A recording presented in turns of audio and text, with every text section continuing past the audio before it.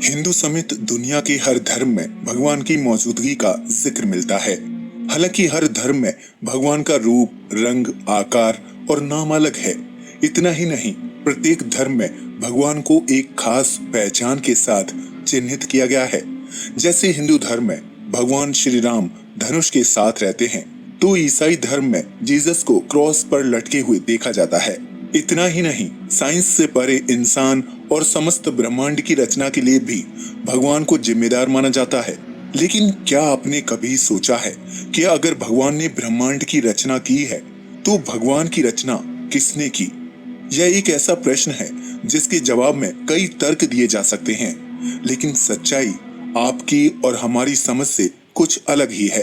तो आइए समझते हैं भगवान के अस्तित्व को न सिर्फ धार्मिक रूप से बल्कि साइंस की नजर में भी, और जानते हैं कि भगवान और ईश्वर के बीच क्या अंतर है। क्या एक है ईश्वर और भगवान? इस दुनिया में ईश्वर की शक्ति पर विश्वास करने वालों की संख्या करोड़ों में है। वहीं कुछ लोग ऐसे भी हैं जो ईश्वर के अस्तित्व को नकारते हैं। साइंस पर यकीन करने वाले वैज्ञानिकों ने भी आज तक ईश्वर के अस्तित्व से इनकार नहीं किया है, बल्कि उनका मानना है कि हर चीज के निर्माण के पीछे कोई ना कोई जिम्मेदार होता है। ऐसे में हम जो पूजा करते हैं या मूर्ति स्वरूप में अपने ईश्वर की कल्पना करते हैं, क्या सत्य वही है या फिर कुछ और? आप में से ज्यादातर लोग बचपन से ही घर में अलग अलग देवी देवताओं की पूजा पाठ करते होंगे, और आज उनके इस स्वरूप पर आपको आंख बंद करके यकीन भी होगा। लेकिन क्या आपने कभी सोचा है कि हमें ईश्वर को यह मूर्ति रूप प्रदान करने वाला कौन है? क्या सच में ईश्वर ऐसा ही दिखता है जैसे हमें वेद, पुराण और धार्मिक ग्रंथों में बताया जाता है? इस सवाल का जवाब जानने से पहले हमें ये समझना होगा कि आखिर ईश्वर क्या है और ईश्वर और भगवान के बीच क्या समानता है। अगर शब्दकोश में ढूंढने जाएंगे तो ईश्वर और भगवान दोनों का अर्थ एक ही मिलेगा। वहीं व्याकरण यानी कि ग्रामर में ईश्वर और भगवान एक दूसरे के पर्यायवाची हैं। दुनिया के तमाम धार्मिक ग्रंथों में भगवान के अनेकों रूप का वर्णन मिलता है, जिन्हें ऋषि मुनियों द्वारा अपने काल में देखा और समझा गया था। रामायण के रचयिता महर्षि वाल्मीकि थे, जिन्होंने समाज को श्री राम के स्वरूप से अवगत करवाया। इसी रामायण को पढ़ने के बाद लोगों के बीच श्री राम भगवान के स्वरूप बनते चले गए, जिन्होंने मां सीता से विवाह किया, वनवास गए, लंकापति रावण का वध किया और अयोध्या के राजा बने। रामायण की पूरी कथा में श्री राम का जीवन परिचय मिलता है, जिसे महर्षि वाल्मीकि ने लिखा और समाज ने उसे भगवान की कथा समझकर श्री राम के मंदिरों का निर्माण कर दिया। ठीक इसी प्रकार बाइबल, कुरान या गुरु ग्रंथ साहिब में भी एक महान व्यक्ति का जीवन दर्शन मिलता है, जिन्होंने ईश्वर को जान लिया था, लेकिन इंसान ने उन्हें भगवान, अल्लाह, जीसस और वाहे गुरु मान लिया। इन सभी धार्मिक ग्रंथों का निर्माण खुद इंसान द्वारा किया गया है, जिसने अपने अपने समय में प्रचलित महान व्यक्ति की कथा को संस्कृत, उर्दू, अंग्रेजी, पंजाबी और दुनिया की तमाम भाषाओं में लिखा और उसका प्रचार किया। जैसे जैसे लोगों के बीच धार्मिक ग्रंथों की पहुंच बढ़ती गई, वैसे वैसे उन पर यकीन करने वाले लोगों की संख्या में इजाफा होने लगा। इस तरह एक महान व्यक्ति और महापुरुष को भगवान की उपाधि देकर उनका रूप, रंग और आकार तय किया गया। फिर उसे मूर्ति का रूप देकर लोगों के बीच प्रस्तुत किया गया। यानी आप मूर्ति के रूप में जिनकी पूजा करते हैं, वो अपने समय में एक ज्ञानी महापुरुष थे, जिन्होंने ईश्वर को पहचान लिया था। इस काम में धार्मिक ग्रंथों को लिखने वाले ऋषि, मुनि, पादरी और मौलानाओं का अहम योगदान था, जिन्होंने भगवान की कल्पना नहीं की बल्कि उनको जाना और उस अनुभव को महसूस किया। उदाहरण के लिए सचिन तेंदुलकर को क्रिकेट का भगवान कहा जाता है, लेकिन क्या वो सच में भगवान हैं? नहीं ना। सचिन के पास ना तो कोई दिव्य शक्ति है और ना ही साधना। फिर उन्हें क्रिकेट का भगवान क्यों कहा जाता है? दरअसल सचिन ने क्रिकेट खेलने के दौरान सिर्फ अपने लक्ष्य पर ही ध्यान दिया, उसकी साधना की और उसे ही अपनी शक्ति बना लिया, इसलिए सचिन को क्रिकेट का भगवान कहा गया।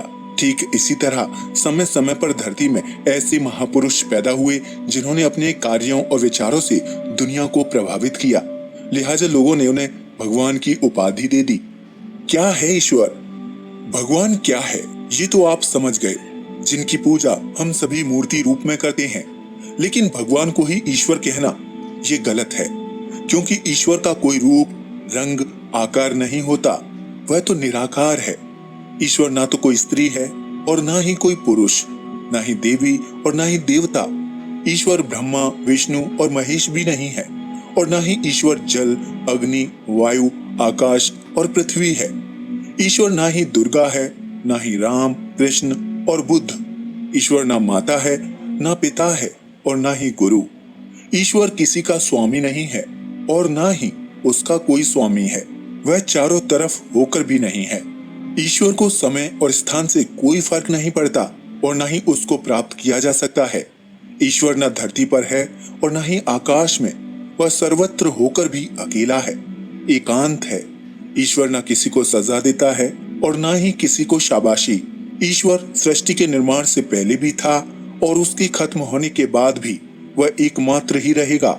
इस ब्रह्मांड में ईश्वर सबसे दूर मौजूद है, लेकिन सबसे पास भी है। वह भूत, भविष्य और वर्तमान तीनों में व्याप्त है। ईश्वर केवल एक है, उसके जैसा कोई दूसरा नहीं। वह हर बंधन से मुक्त है, जो ना किसी को बंधन में बांधता है और ना कभी बंधन में बंधता है। ईश्वर निराकार, निर्विकार और निर्विकल्प है। यानी ईश्वर की ना तो कल्पना की जा सकती है और ना ही उसे आकार दिया जा सकता है और ना ही उसे मूर्ति रूप में बनाया जा सकता है। ईश्वर अजन्मा है, जिसने ना तो कभी जन्म लिया और ना ही कभी उसकी मृत्यु होगी। ईश्वर सत, चित्त और आनंद स्वरूप है। सत का अर्थ है जिसका कोई प्रारंभ या अंत ना हो। चित्त का अर्थ है जो कभी बदलता या समाप्त ना हो, और आनंद का अर्थ है जो संसार में आनंद की उत्पत्ति के लिए हो। ईश्वर मन और प्रकाश की गति से भी तेज चलता है, लेकिन स्थिर भी है। ईश्वर समस्त संसार में परिपूर्ण है, लेकिन इस पृथ्वी से बाहर भी मौजूद है। ईश्वर के अलावा जिस किसी ने भी धरती पर जन्म लिया वो मृत्यु को प्राप्त हो गए।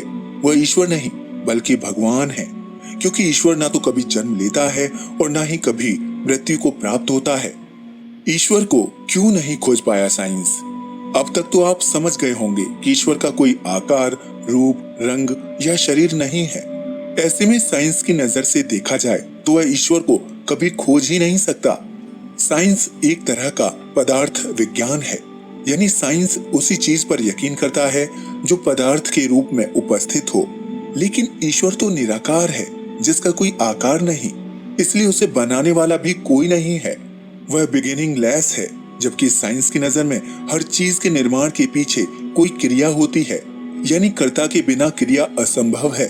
यही वजह है कि पदार्थ विज्ञान आज तक ईश्वर के अस्तित्व पर कोई तर्क नहीं दे पाया, क्योंकि ईश्वर ना तो करता है और ना ही क्रिया। वह तो बस समस्त ब्रह्मांड में समाया हुआ है। पदार्थ विज्ञान के अनुसार जब कण आपस में मिलते हैं तो उससे किसी चीज का निर्माण होता है। जिस वस्तु के निर्माण में संयोग होगा उसमें कभी ना कभी वियोग भी होगा, यानी जो चीज कणों की मदद से मिलकर बनी है वह कभी ना कभी खत्म भी हो जाएगी। मानव शरीर, चट्टान, पेड़ पौधे, बिल्डिंग और इलेक्ट्रॉनिक आइटम्स सब कण यानी एटम्स से मिलकर बने हैं और एक दिन नष्ट हो जाएंगे। इसी वजह साइंस इन चीजों के निर्माण के कारण और अस्तित्व को लेकर तर्क देता है। लेकिन ईश्वर कोई कण रूपी वस्तु नहीं है जिस पर साइंस रिसर्च करे और उसे अपना तर्क दे सके। साइंस की माने तो ऊर्जा और पदार्थ कभी बनते नहीं हैं, बल्कि एक अवस्था से दूसरी अवस्था में तब्दील होते रहते हैं। यानी कि ऊर्जा को कभी खत्म नहीं किया जा सकता और ना ही वो कभी खत्म होती है। ऐसे में सवाल खड़ा होता है कि ऊर्जा और पदार्थ को किसने बनाया, क्योंकि उनके निर्माण के पीछे का मूल कारण साइंस आज भी तलाश नहीं कर पाया है। ठीक इसी प्रकार साइंस के पास ईश्वर को किसने बनाया, इस सवाल का भी कोई जवाब नहीं है। ऊर्जा और पदार्थ की तरह ही ईश्वर अनादि है, जो जन्म और मृत्यु के बंधन से मुक्त है। जो दिखाई नहीं देता उस पर यकीन क्यों करें? दुनिया भर में कई लोग ऐसे भी हैं जो ईश्वर की मौजूदगी पर यकीन नहीं करते, क्योंकि उनका मानना है कि ईश्वर दिखाई नहीं देता, फिर उस पर यकीन कैसे किया जाए। इस तरह का विचार रखने वालों को आम बोलचाल की भाषा में नास्तिक यानी एथिस्ट कहा जाता है, जो उसी चीज पर यकीन करता है जिसे वो देखता है। लेकिन कुछ चीजें आंखों से दिखाई नहीं देती, लेकिन इसका मतलब ये नहीं है कि उनका अस्तित्व है ही नहीं। इंसान के पास आंखें हैं जिनकी मदद से वो पूरी दुनिया देखता है, लेकिन उन्हीं आंखों को इंसान बिना शीशे यानी कि गिलास की मदद से कभी भी नहीं देख सकता। समुद्र में बारिश की बूंदों के गिरने से बनने वाले बिंदुओं को नहीं देखा जा सकता। दिन के समय भी आसमान में तारे होते हैं, लेकिन सूर्य के प्रकाश में उन्हें भी देखा नहीं जा सकता। बेहद बारीक सूक्ष्म जीवों को भी हम नहीं देख सकते। हवा को भी नहीं देखा जा सकता। दूध में मक्खन होता है, लेकिन वो दिखाई नहीं देता। कहने का मतलब सिर्फ इतना है कि जरूरी नहीं है कि जो चीज आंखों से दिखाई ना दे उसका कोई अस्तित्व ना हो। सब नजरिए और विश्वास का खेल है कि अगर आप किसी चीज को देखकर उसके अस्तित्व पर विश्वास करते हैं तो यकीनन आप उस चीज को जानते पहचानते हैं। लेकिन अगर आप किसी चीज को जाने बगैर उसके अस्तित्व पर उंगली उठाते हैं या उसकी मौजूदगी को नकारते हैं तो आप खुद को मूर्ख बना रहे हैं। ईश्वर पर यकीन न करने वाले नास्तिकों को पूरा अधिकार है कि वह ईश्वर पर यकीन ना करें, क्योंकि उन्होंने उसे देखा नहीं है। लेकिन उन्हें ये अधिकार नहीं है कि वह ईश्वर के अस्तित्व को नकार दें या ये कहें कि ईश्वर अंधविश्वास है।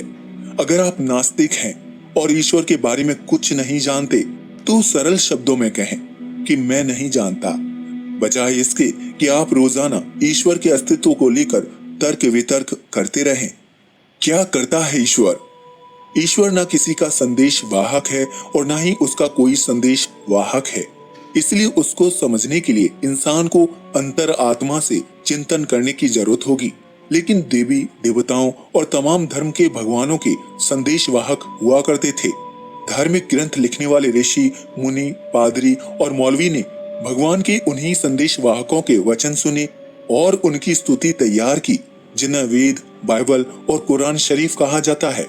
इन धार्मिक ग्रंथों में आपको भगवान के वचन, आदेश, संदेश और आज्ञा मिलेगी, जबकि ईश्वर किसी को भी वचन, आदेश या आज्ञा नहीं देता। ईश्वर कभी किसी को भयभीत नहीं करता और ना ही किसी से प्रेम करता है।